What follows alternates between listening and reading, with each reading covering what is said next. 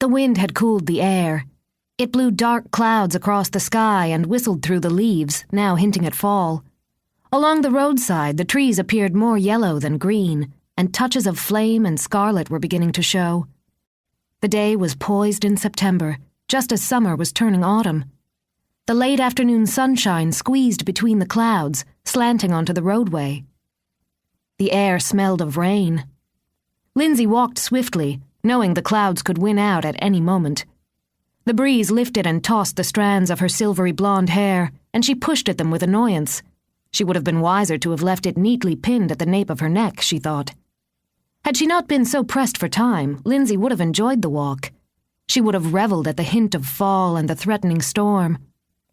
Now, however, she hurried along the roadway, wondering what else could go wrong. In the 3 years since she had returned to Connecticut to teach, she had experienced some rough moments.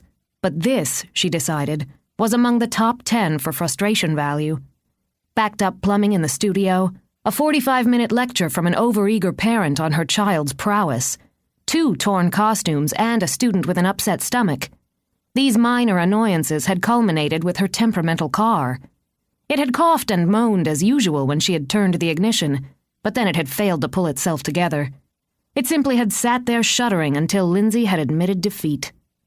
This car, she thought with a rueful smile, is about as old as I am, and we're both tired. After taking a hopeless look under the hood, Lindsay had gritted her teeth and begun the 2.5-mile hike home from the studio. Of course, she admitted as she trudged along under the shifting sunlight, she could have called someone. She sighed, knowing her temper had set her off. 10 minutes of brisk walking had cooled it. Nerves, she told herself. I'm just nervous about the recital tonight. Not the recital, technically, she corrected, stuffing her hands into her pockets. The girls are ready. Rehearsals had been perfect. The little ones are cute enough that mistakes won't matter. It was the times before and after the recitals that distressed Lindsay, and the parents. She knew that some would be dissatisfied with their children's parts, and more still who would try to pressure her into accelerating the training. Why wasn't there Pavlova on point yet? Why did Mrs. Jones's ballerina have a bigger part than Mrs. Smith's? Shouldn't Sue move on to the intermediate class? So often, Lindsay's explanations on anatomy, growing bones, endurance, and timing met with only more suggestions. Normally, she used a mixture of flattery, stubbornness, and intimidation to hold them off. She prided herself on being able to handle overzealous parents. After all, she mused, hadn't her mother been exactly the same? Above all else, May Dunne had wanted to see her daughter on stage. She herself was short-legged, with a small, compact body. But she had possessed the soul of a dancer.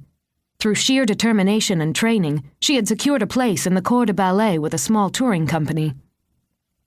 May had been nearly 30 when she married. Resigned that she would never be a principal dancer, she had turned to teaching for a short time, but her own frustrations made her a poor instructor.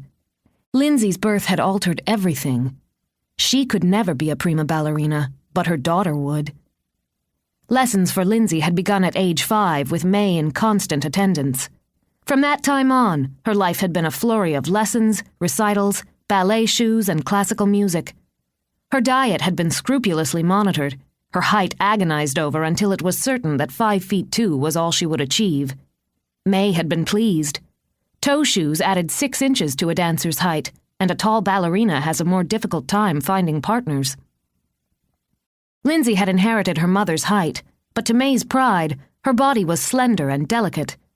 After a brief, awkward stage, Lindsay had emerged as a teenager with fawn-like beauty, fragile blonde hair, ivory skin, and Viking blue eyes with brows thin and naturally arched. Her bone structure was elegant, masking a sturdy strength gained from years of training. Her arms and legs were slim with the long muscles of a classical dancer. All of May's prayers had been answered. Lindsay looked the part of a ballerina, and she had the talent. May didn't need a teacher to confirm what she could see for herself. There were the coordination, the technique, the endurance, and the ability. But more, there was the heart.